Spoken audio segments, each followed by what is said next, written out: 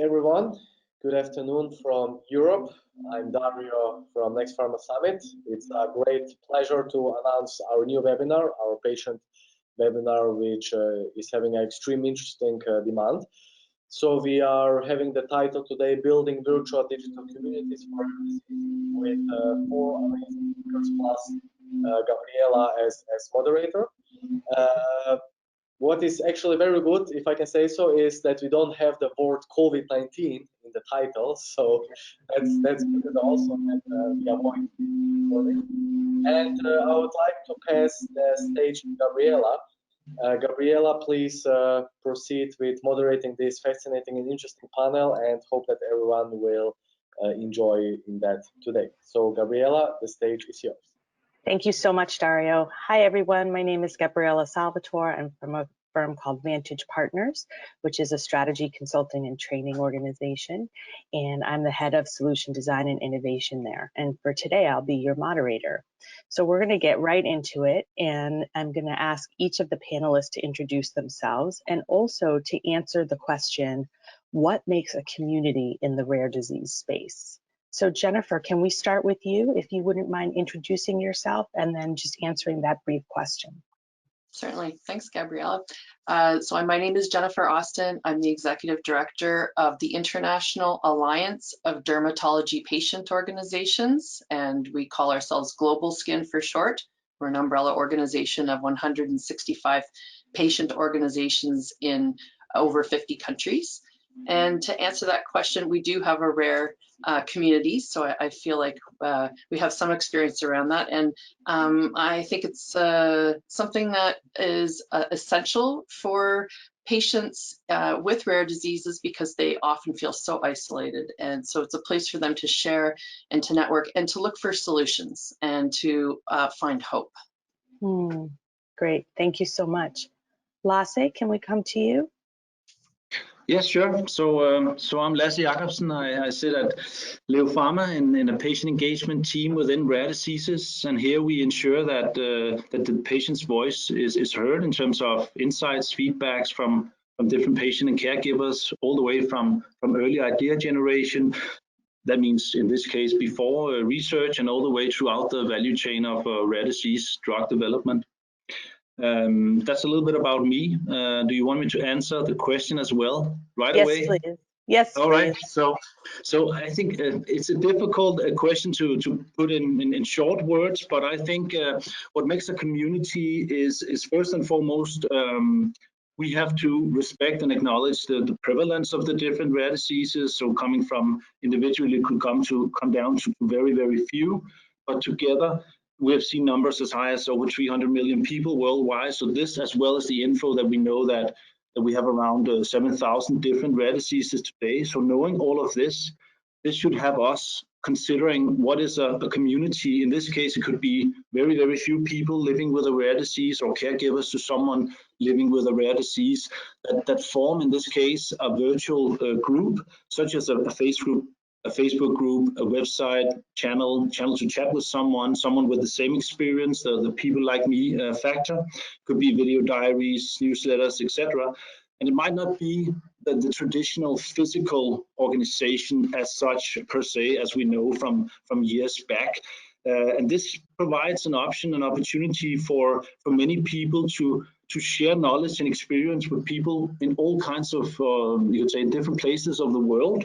Geographically, and that is a unique opportunity. So that is a little bit of the thoughts that I think about when I think about rare diseases and specific communities, patient communities there. Great, thank you so much. Andy, would you like to introduce yourself and answer our opening question? Oh, I think you're on mute, Andy. Always, thank you. My name's Andy Bowman. I'm the Managing Director of Within 3. I've been particularly involved in the rare disease community building aspect of things for most of my career in the pharmaceutical and healthcare space.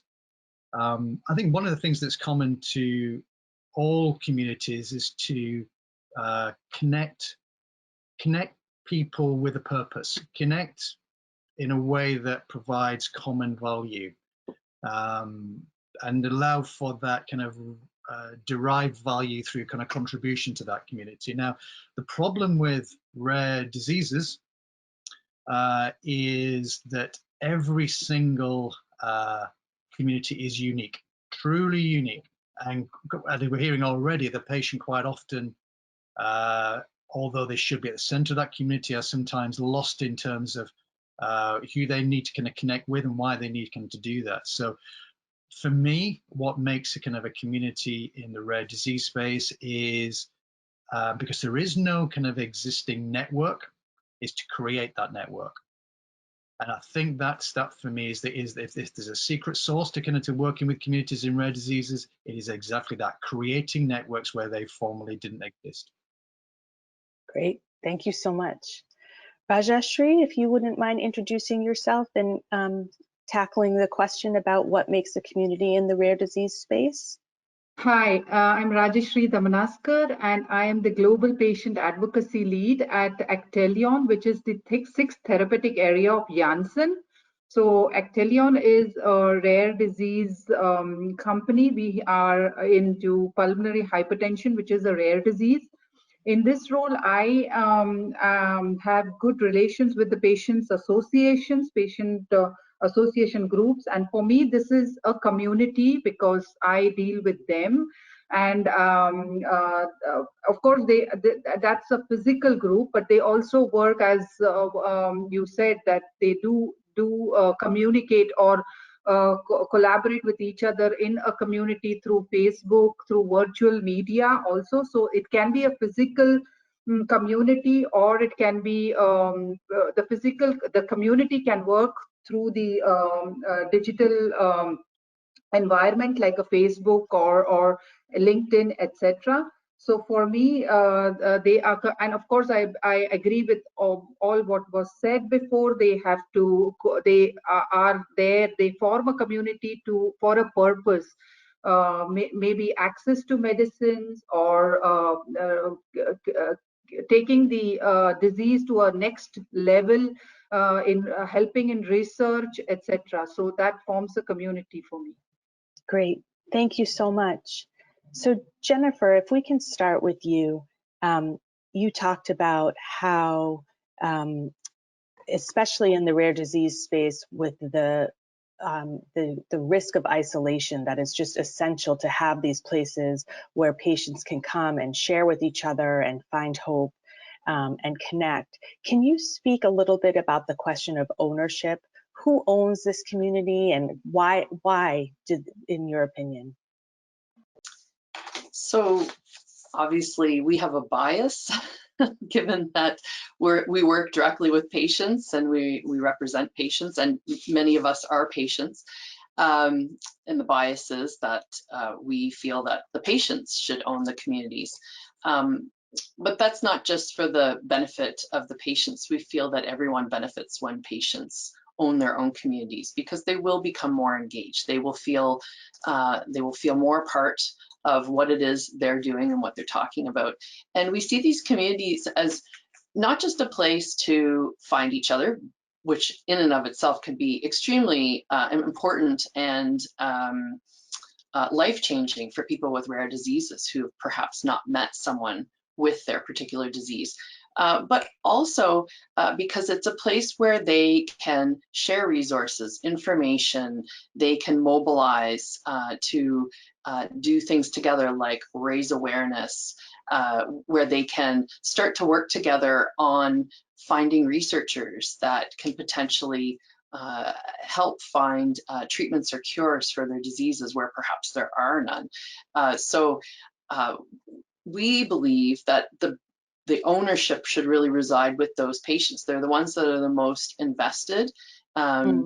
They will share and do more as a group if they feel comfortable and that they feel that they're the ones that are driving the work that's happening and the sharing that's happening on those groups. As I said, it's not just a place for them to meet. It's not just a virtual meeting place. It is where they can become advocates together. and to take it to the next level. So it's not something that you would want someone outside of that patient group to own. Certainly in the work that we do, we include other partners and stakeholders. It's important to have an openness, especially to help spur innovation. So to have researchers, to have clinicians, industry, other stakeholders to have access, if appropriate, to these communities to be able to work together towards common goals.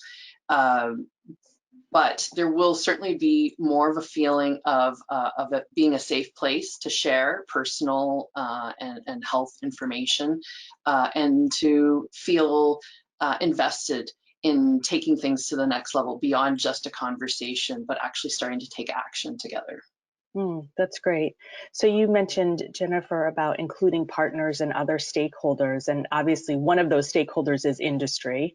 And so Lasse, can we ask you a little bit about how you see industry's role and what is industry's responsibility in connecting people living with a rare disease? And do you agree with Jennifer that the ownership stays with patients? And if not, and if so, why?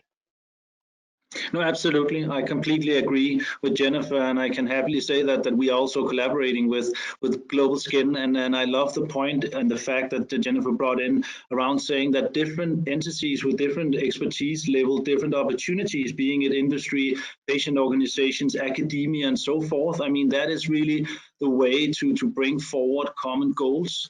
Absolutely so. We've seen it in many different initiatives through the IMI and through other great initiatives. And I believe that really collaborating, but keeping the ownership with the patient community is absolutely essential. And how we can contribute to that is, of course, industry can contribute by bringing in resources in terms of expertise, but also, of course, in terms of funds that is often needed by the patient community, especially if they are starting up from the very scratch, being the very few, and building their organization. So that's definitely something that we can do there.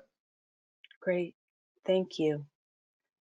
So why don't we ask Andy, if we would? You talked about connecting people with a purpose and common value. What techniques and approaches have you seen be successful in doing that, particularly for an online community and, you know, in times of COVID, but in times of not? People are vastly dispersed across the globe. We're talking about a global environment. So can you say a little bit about the nuts and bolts of the techniques? I think that the nuts and bolts is the thing. As an industry we're all very familiar and comfortable with. It's the rationale, the requirements for building an online or indeed offline community are precisely the same.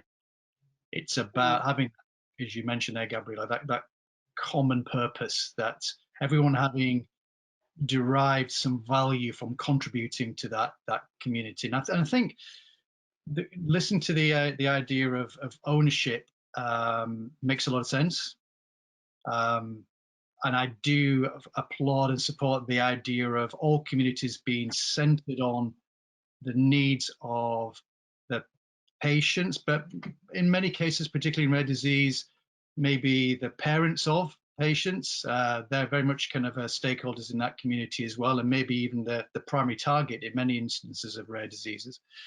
But the idea that an individual body or group owns a community is, I get the sentiment of that, but I don't think is the source of successful communities. I think the most successful communities that I've seen, especially in rare diseases, are where everyone owns it.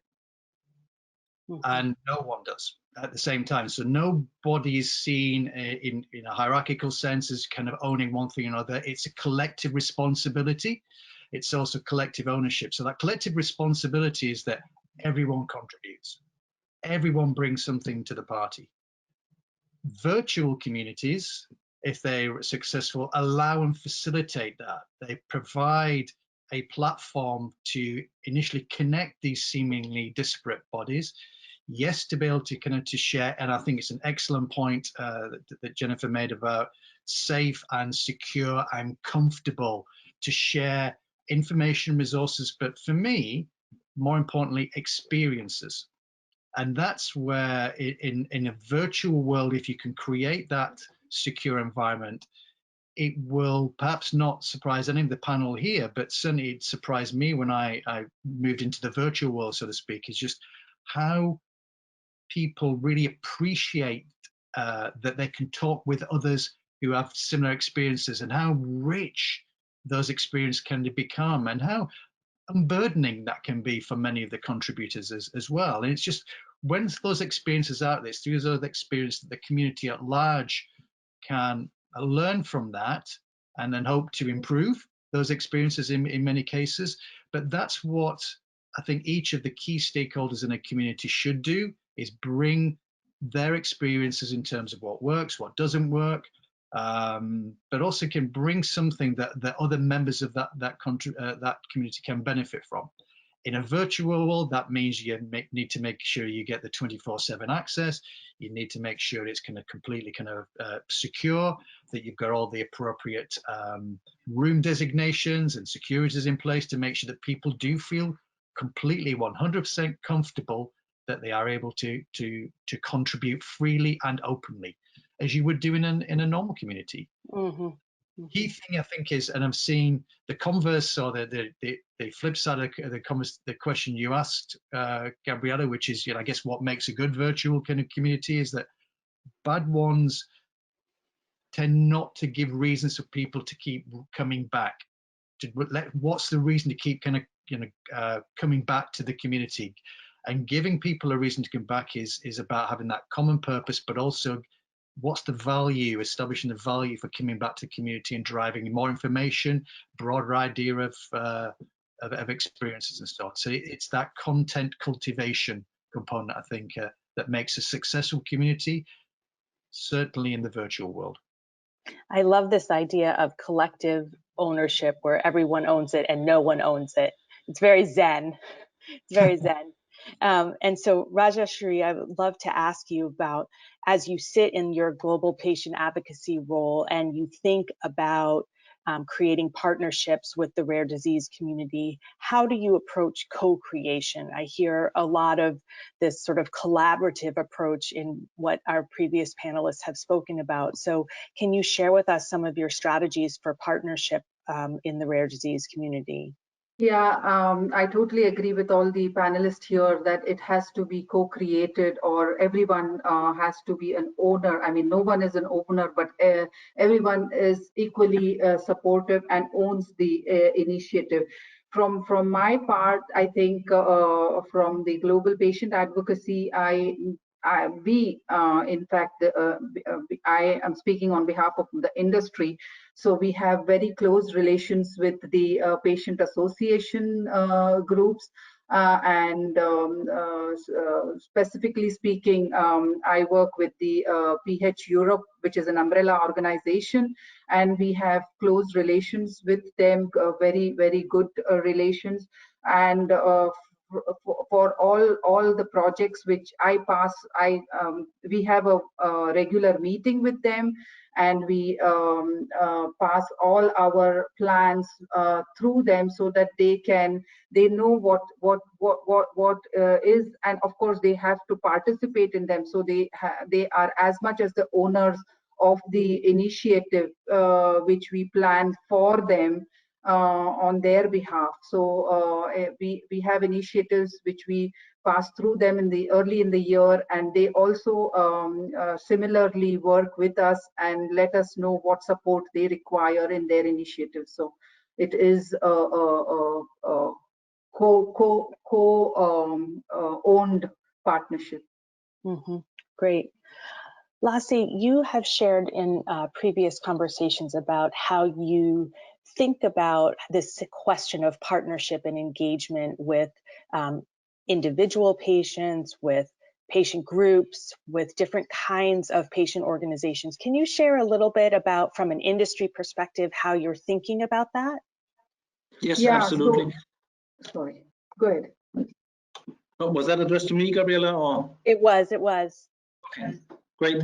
So I'll try to answer, and maybe Rajashree, you can add to my points here. So I think it's a very important factor. It's important to understand. So the way we work at Leo with patients is basically, if we think about first and foremost patients as disease experts at different tier levels, if you will. I mean, we as industry can contribute a lot by helping people living with rare diseases and bringing their voice forward. But first, we have to recognize that you always have people with different approaches and knowledge around their disease, the science behind it, the experience, the advocacy. You could say sort of different initiatives and treatment options going on. So, and the way we do that is we try to recognize people, you could say, with the disease on different groups. If we start with what we refer to as tier level 3, is very much people who live with the disease and consult their GP, their specialists, their families, but not necessarily wanting to be members of a formalized community structure. So representing more of the me knowledge. The second level we engage with and partner with is very much patient advocates. They could be bloggers, people who are members of a formalized structure, but still representing their own experience. And then the third level is very much around people who are leading these formalized communities. So it could be a global patient leader, it could be a regional, national patient group leader, representing, you could say, the majority of people living, so speaking on behalf of the many, representing the we, so to speak. And that gives us a unique, you could say, insight and different knowledge around the different aspects of drug development, in this case, from our point of view, because sometimes you definitely need a layman feedback on certain materials, which is absolutely vital for us in order for us to create something that makes sense for people living with the disease, whereas other times you would need something where you have someone giving you feedback on a level where they have a strong scientific knowledge, they have a lot of community and advocacy experience in working with a specific disease. So it depends a little bit about what are we looking for and what makes most value. And also to Annie's point before, I think it's very important also an aspect of this is the thing about feeling safe in the aspect of collaboration and partnership is very much around the transparency. I mean, we've heard historically there's a lot with industry working with patients and patient organizations. I think nowadays it's about being very clear and transparent when you engage in a different collaboration and partnership. And the way we do that is we go about it very structured, with obviously a very clear contract on the different activities that we are engaging in, but very firstly, we identify a win-win opportunity sort of on both sides before we engage. And that is the first step in creating what we see as creating that trust and safe space of collaboration. Mm-hmm. Rajashree, would you add anything to that? Or you may be on mute. Yeah, I agree with Lasse here that there is this transparency part. First of all, we identify which are the patient and patient association groups and groups which we need to collaborate, and we are transparent and with all the contracts in place, and also the transfer of value, etc., whatever value. So it's all very transparent from that aspect, and that helps us. Yes. Jennifer, how does it hit you hearing about how industry thinks about the patient community? Well, I think it's wonderful to hear these kinds of comments. The experience is not always quite the same. Unfortunately, there are some companies that are really excellent with this, and there are others that I would argue need to do some work. I think one of the frustrations that patients and patient organizations sometimes experience is that partners or prospective partners in industry will come with a fully formed idea and then ask if we want to get on board. And it's not always the way that we would approach things. It may not be the way that we think would have the most benefit or impact in the communities that we're working in. Coming back to Lasse's point, you know, about co-creation, and I mean, I've heard this word used several times. We feel that that's so essential. Co-creation is not about coming in at the end of a thought process and then providing feedback. It's about actually working on an idea from concept to reality. And the partnerships that we have that we feel are the most successful are the ones that work like that. Where we're brought in as experts at the beginning and work through developing that concept, how to implement it, and then actually, you know, do the implementation. So, you know, we have some excellent partnerships where we have this happening. We certainly do in the rare disease space. And those are certainly the most vibrant communities because the patient perspective has been included from the very beginning of the concept ideation. Mm-hmm. Andy, I see you shaking your head vehemently. Thoughts on this question about how we make sure that it is a co-creative, collaborative process? And don't forget to unmute yourself. And also for those who are on the line, please know that our question panel is open. Please feel free to chat in any questions that you might have for our panelists. We welcome them. Sorry, Andy. No, that's absolutely fine. Yeah, I was initially when Jennifer was talking about shaking my head about the industry in many instances, unfortunately, are not great. And I think that's to do with just historical kind of work habits. We've tended to see patients and healthcare professionals in separate categories, separate boxes, and we can somewhat check the boxes when we can say, well, we've sent the patients their materials and we've sent the healthcare professionals their materials, so that's great. What we haven't been great at in the past is how those two boxes work together. What does that look like? That's where I think we can be better. And it's like everything, even in normal life, you know, you have to work at every relationship. Otherwise, it doesn't work at all. And this is what I think kind of Jennifer is alluding to, really, is that you have to, these communities are built on relationships, and these just do not happen. They just, so everyone has to kind of to work at them. And I think that it's about, for me, setting off on the right foot from the very beginning. And I like and love the idea of involving all the key stakeholders at the concept stage. Not presenting a fait accompli or the direction already set. We just want you to kind of to nudge it kind of one way or the other. Something what we recommend even on in our virtual communities is you pull together a steering committee of all the representatives of the communities that you want to involve, and you get them to kind of shape the content. You get them to kind of shape the vision in terms of ultimately we want this community to exist. What is the purpose for this? So I was thinking my head originally because Jennifer's quite right. You know, quite often there are some pharmaceutical industry partners come in with some very firm ideas in terms of what they want to get out of the relationship, or what they think or assume other community members might want to get out of the relationships. Better to ask them at the very beginning, before you know, while we're still at the concept stage, where we can still decide whether we go north, south, east or west, or some point in between. Quite often, when these rare disease communities are approached, there's already at least a notion that we are going north or which way we're going. So that, and it's sometimes very difficult to shift that once it's established. So yeah, so I'm shaking my head and also nodding my head with a lot of what Jennifer. Thank you. And Lasse, I know something inspired you while Andy was talking. Yeah. What would you like to share?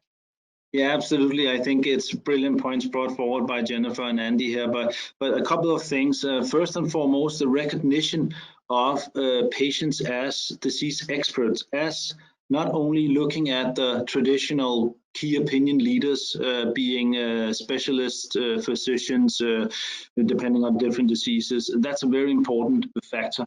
And then the second part, to Andy's point, starting the collaboration as early as possible in our terminology language, if you will, as early on in the value chain as possible. So already in the early idea generation of looking at a certain direction, a certain molecule, being it, I think it's super important to get the input and create the partnership as early on.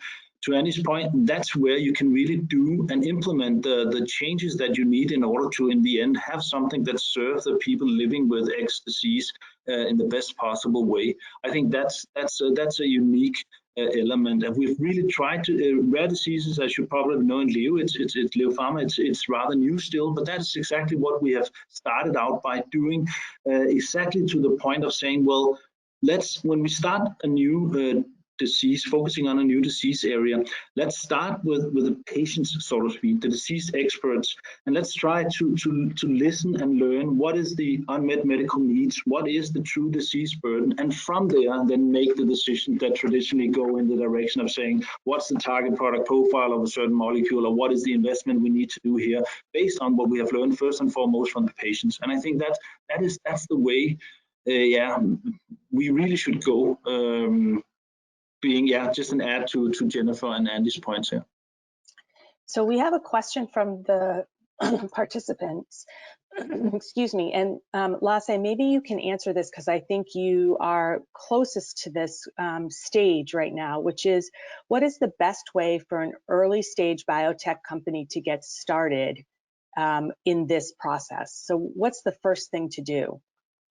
Yeah, so basically, we talked a little bit about it already. So I think, for me personally, depending on the establishment of, is there already established communities or groups out there of people living with this disease? Are there already established disease experts that are vocal? So of course, very much like Rajashree alluded to earlier, contact those, establish the partnership there. But if not, if it's building and helping the people living with the disease build the community, I would recommend maybe to help establish a panel within that certain disease area, and from there form an expert panel, if you will, with different profiles in there, given could be different geographical area, gender, maturity, expertise, and so forth, as I was talking about before. And start from there, and start by learning what is it like living with this disease, and really listen and try to translate that into how you have established your organization or what you're looking at a certain, you'd say it could be, if it's something that's early stage research or you've gone into the clinical phase, depending very much on that. So how can you fit the learnings that you have, the basic learnings about living with the disease, into what you are actually focusing on? If Great, that makes sense. Absolutely. And Jennifer, I'd ask you, from the patient organization perspective, advice for an early stage biotech company that, maybe isn't staffed up as much as they'd like to be, or don't have as much funds as they'd like to have, and are really in that very beginning stages. How does the patient organization want to be approached? How do we best do that? Well, I think approaching them as the disease experience experts that they are, and there will be some organizations out there already around particular diseases, but in rare, many diseases will not be represented by a formal organization. And so it's about finding the organization if it exists, and if it doesn't, then finding those individuals, and you may be able to do that through social listening to identify the people who are those true advocates out there, and to find the networks that they have already started to build, because these are often very active people who know the landscape of their disease. They know the people, and they've been working to bring them together. I think from our experience as an organization, helping those people to somehow form an organization formally can also be extremely helpful, because then they're able to get resources behind what it is that they're doing. And that's some of the work that our organization does. We help not only the existing organizations, but to help start up new organizations, and to really approach them in a partnership way. I like the idea that Lasse presented of putting together some kind of expert advisory committee or a board. That's great, but make sure that the patient is in the driver's seat,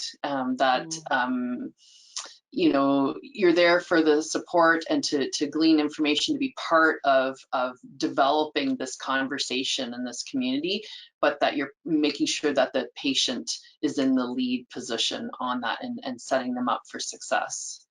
So you're implicitly, Jennifer, raising one of the questions that our participants have asked, and Rajashree, I'll ask you to start with this response, which is, everybody agrees that we should be collaborating and co-creating and putting the patient at the center, but how do you all, meaning the panelists, work around and within the regulatory and legal hurdles of doing this effectively? So Rajashree, if you could start, I know you spoke a little bit already about transparency and contracting, but if you could share a little bit about advice for navigating the regulatory and legal boundaries that are there to protect everyone, but also can be very difficult to work with.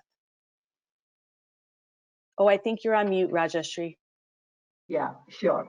I think this is one of the most difficult parts for us from the industry side to work, because we have to, if there is anything where we want to approach the patients or the patient associations or groups, we have to go through a lot of legal hassles, like starting from compliance, who wants to see what the project is, and you know, because we can talk to them on a disease level, on disease awareness, on such projects, but not on the product. So there's no promotion. So all that they have to see what is the objective, etc. So we also go through legal hassles of contracting, fair market value. Everything is to be this thing. So we have to work very, very diligently in this and through the process for any project, for anything where we approach them, or we approach the patient association groups, and when everything is okay, which takes a lot of time from our side, but we need to see that everything is okay from legal regulatory aspect, and then we can approach them. So that's the process we follow. Yeah. Great. Lasse, anything you'd like to follow? Oh, Jennifer, yeah, we'll come right back to you. But Lasse, anything you'd like to add about from the industry's perspective? Yeah, I can only definitely speak to what Rajashree is saying here, but also I think there is nonetheless a very, very positive trend, is that like compared to 5 years ago, when we say industry working with patient groups, patient communities, individual patients, it has become, you could say, more of a normal, in the sense of from a legal compliance perspective, understanding that this in fact can be done, and it's it's something that should be done and adds a lot of value. So building on the frameworks and with the help of, speaking of another several great collaboration projects, we have the Paradigm project that you might have heard of, really building a framework for stronger collaboration between patient organizations industry as well as academia. So I think there is a lot of initiatives being done, and also the practical experience coming in from all different patient community groups, academia and industry. I think that helps a lot, but I definitely agree it's still quite complex. There are a lot of steps for us to follow in making this happen, and that is of course the flip side of the coin, understanding that it's not so easy always just to engage in a collaboration because we found a project that makes perfect sense for everyone. We still need to go through the steps of having compliance and legal approval of what we're doing. Yeah. Jennifer, does this make it seem like industry is really difficult to work with from the patient group perspective? I think it really depends on the company, but they all do certainly have similar challenges in working with patient organizations. But the comment that I was going to make is that, yes, there are obviously hurdles around compliance in working with patient organizations. But working with patient organizations also provides industry with the freedom to be involved with something that perhaps they wouldn't themselves be allowed to do. So by putting the patient organization in the driver's seat and being a collaborator rather than a leader on a project, it provides a certain amount of latitude to see something come to fruition, but not having been the owner or the leader on it. So we see that a lot. In fact, we have a great example of working in one particular disease community where we had a partner that was looking at developing some kind of central hub where community could come together, but they were very restricted in the kinds of things that they would be able to have that community do. And so instead of actually pursuing it on their own, they supported us to be able to do that, and we became the owner of it, and we were able to do far more with that community than they would have been able to do. And so it was a shared objective. They still met their objective, it was just achieved in a different way. Yeah, great. And Andy, you sit in a really interesting position, I think, because of the work that you do, where you actually physically host these communities. And so you're almost sitting in between industry and patient groups. Perspectives on this question around legal and compliance?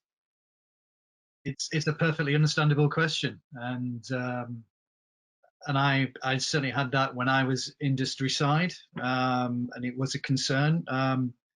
Clearly less of a concern in the United States compared with here kind of in Europe.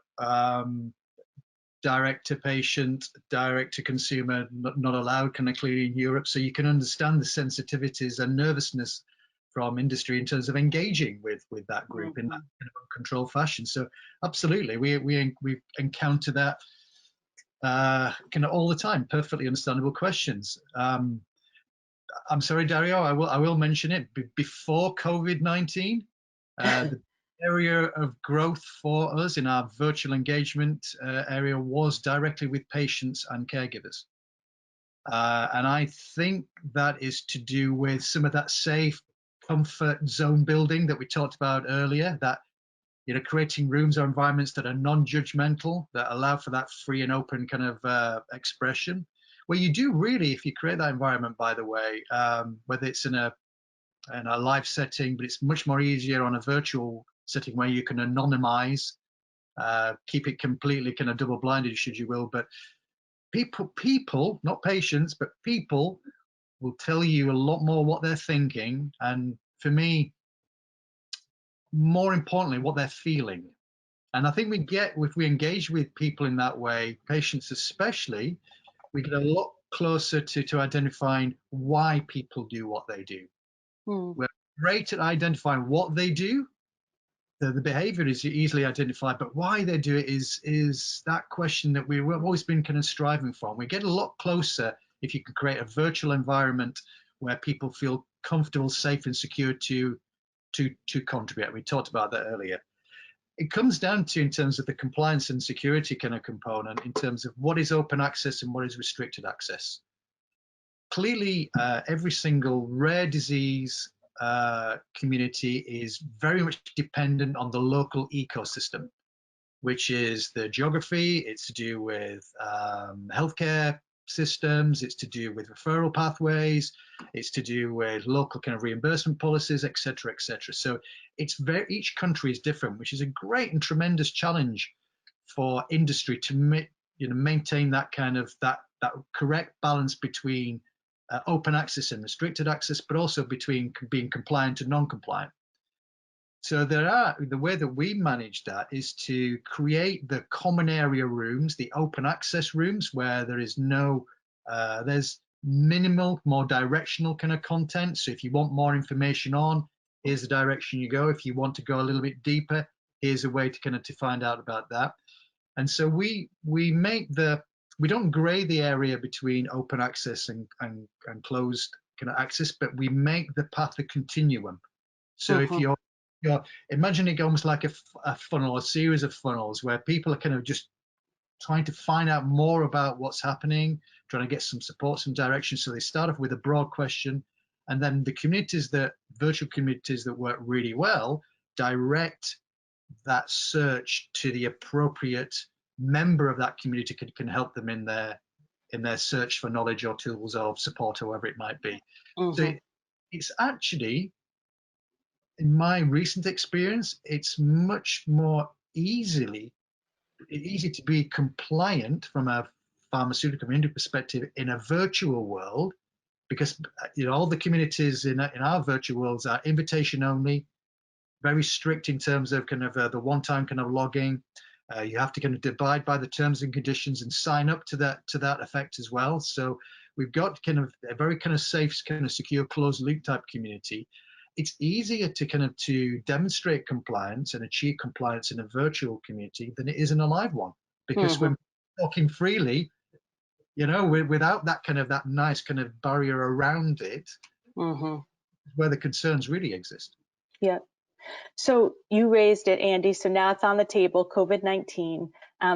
Jennifer, have you seen the type of communication, the type of dialogue, the topics that are being raised in the community? Have they shifted because of COVID-19? What's the impact? Well, there are obviously significant impacts. We've actually recently surveyed our member organizations, which serve patients all around the world. And the most significant concerns coming out are that there's concern about access to medications. Just, the simple act of going to pick up your medications or having shortages of medications, access to healthcare professionals. Not everyone can easily do telemedicine. We're talking about all around the world. There are many challenges in accessing healthcare anyway. This is putting a lot of extra pressure on the system. Connecting with patients virtually. For many patients organizations, this is new. Many of them are very grassroots and they meet in person. So this idea of virtual communities is not something that they have necessarily pursued. Many of them have, but there are many that have not. I was speaking with a couple of our patient organizations last week, and they were putting on their very first webinars ever because they do things very grassroots. So it's a big shift for patients. It's a big shift for the patient organizations that are supporting them. And organizations like ours are obviously very busy trying to find ways to help support all of those interactions to make sure that they continue and that the support and advice that they've been providing to these patients is able to continue, because there are just so many added concerns about health right now, and many of these people are immune compromised, and there's a lot of worry out there. So of course, big changes. Yeah, Lasse, thoughts? Yeah, so I absolutely acknowledge and agree to Jennifer's point here. But I think also to Andy's point, there's also, the other side of it. We have experienced nonetheless that we have built and managed these virtual workshops because people felt, to your point before, felt more safe, especially during these times. So they could sit at home and do the feedback session, the workshop, the advisory, tell their stories, to your point before, Andy, and sort of dive into the dialogue and discussions with us and our researchers, for example. And then that has been, I've actually been very positively surprised on how welcoming that has been, and also refreshing that you can actually do that. And you don't always need to be there in person. But that's being said, of course, to Jennifer's point, a lot is just established and also maybe not so used to using all the different virtual tools and communication platforms. So there needs a lot of support, and a lot of support is needed there as well. And that goes hand in hand. You have to respect and remember that, of course. Yes, great. Rajashree, has COVID-19 shifted your strategy or approach to building relationships with patient groups? In fact, I agree with Andy and Lasse what they said, that the COVID-19 situation where the patients are now sitting at home rather than more sitting at home, so they have more time on their side, so they are more open to meetings and feedback and advisory boards. So for me, in terms of getting connected to the patients and the patient association groups is a little bit more easier than the face-to-face meeting, where we had to ask them to travel and spend a day coming and then a day going back. So that's the good part of it. Of course, they need support in technical aspects, for which we allot some time, but I think it's working out well from that part. Great. So Andy, I'm going to ask you if you would, we're going to take a round robin across the panel as we come in on the last 10 minutes of our time together. Please keep your questions coming. We'll keep that question line open until the very last minute. But Andy, you mentioned earlier in our conversation about having a common purpose. And I guess I would ask you if you were to articulate what that common purpose is from an industry and patient group collaborative perspective, from a collaboration perspective, what is that common purpose? And we'll ask everybody to answer the same question. So Andy, you first. The common purpose is, it's clear there's going to be no one size fits all here. And again, if I was to kind of criticize the industry, and I am kind of very much kind of part of that, is that we have a tendency to top down things. We have a tendency to want to apply the same principles irrespective of local circumstances. I think the principles of the most effective communities that I've seen have been bottom up. They've definitely been bottom, and they are very much centered on the patient, the person, and those people around them. It used to be called, the patient pathway. I much rather think of it as the kind of the patient ecosystem. What are the people kind of around them, particularly in the rare diseases? Understanding that is really kind of critically important. And this comes to the point of getting involved at the concept stage. So for me, it's about those people with a vested interest in an outcome, but getting together at the earliest possible opportunity, but most importantly, coming in with an open mind and no agenda. That's critically important, because if we come in with kind of preconceived ideas in terms of what we want, it becomes a self-fulfilling prophecy, and it will never be really what we need.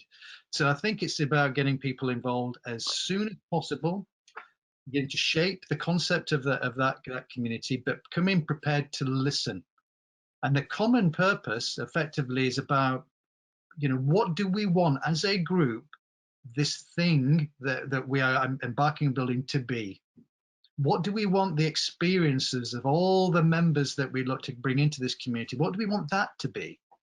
In other words, the common purpose for me should be about making sure that every single community member derives value from being part of that community. So establishing what that value is, for me, is also establishing that common purpose. That's great. Thank you. Lasse, thoughts about the common purpose? Yeah, I think Andy said it perfectly. So identifying values for all, you could say, included. But I also think it's important to say that I think it's okay that you come into the collaboration or the partnership. Yes, you have a purpose. You have something that is unknown that you want answers to. But also there's the unknown factor, meaning that there's a lot of things that you will learn naturally by engaging in this collaboration that you did not know that you had questions for, and that you did not know that you would learn. And that is the absolutely unique way, at least for me personally, when being part of many fantastic groups with fantastic people sharing their stories, and you really listen and being open-minded. That I've also managed to see at a lot of my colleagues, not only here but also at my previous company, having learned so much from that, and I think that's unique. And then in general, to answer the question, for me it's also very much about that in the end we work to ease the burden or remove it totally. And how do we do that? We come with different experiences and expertise and resources to help get there. I would say that's sort of the essence for me. That's great. Jennifer, common purpose. Well, I think there are a lot of goals that are shared between all the different stakeholders, certainly between industry and patient organizations. And, you know, the ultimate goal, I think, is in meeting the needs of patients, whether that's from a treatment perspective or whether that's from healthcare or from a support perspective. And I guess a key precursor to all of that is to understand those patient needs and to really identify them from that patient perspective, and to not make assumptions. And you know, part of that is around defining what a good outcome is for a patient, and what we may think, perhaps as someone that doesn't have a particular disease, would be a relevant and obvious outcome that patients would seek, may not actually be what the patients want. So it's really diving down deeply into the motivations of the patients. Speaking to Andy's point, is the why, you know, what is the value that people get from what it is they're doing, the collaborations that they're having, what is the outcome they're trying to come up with? Is it to be well supported? Is it to come up with a new treatment? What symptoms are most important to treat? So it's really getting inside the mind and the motivations of the patients, and ultimately that ladders up then to everyone working to meet those needs.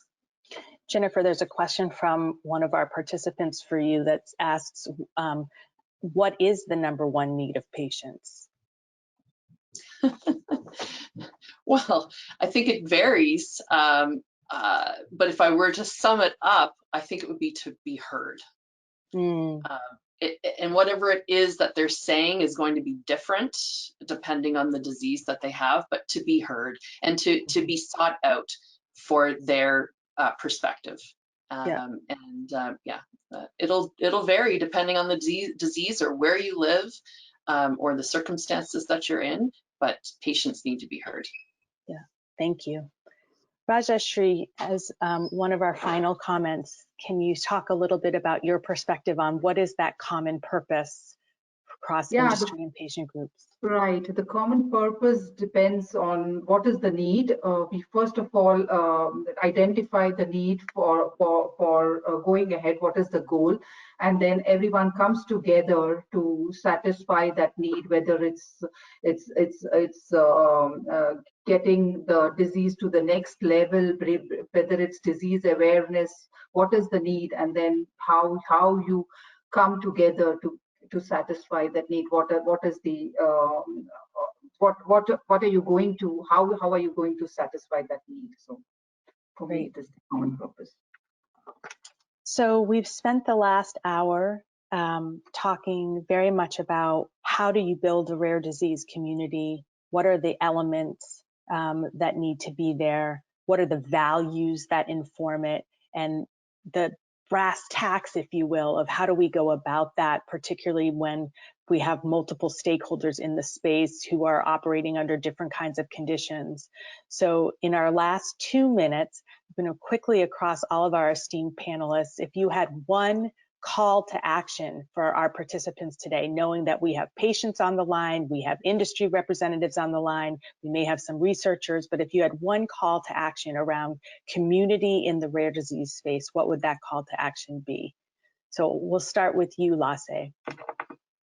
Oh, that's a tough, but I would say push through and to Jennifer's point, let your voice be heard, not necessarily through a formalized organizational building, but also to smaller elements and channels like Facebook groups, as we were alluding to before, and reach out if you are interested, if you know from an industry perspective that we are working in different disease areas that is relevant to you, reach out so we can start collaborating. I mean, that's definitely a key element for me. Or reach out to umbrella organizations like Jennifer's to get help in getting established. I think that's super, super key.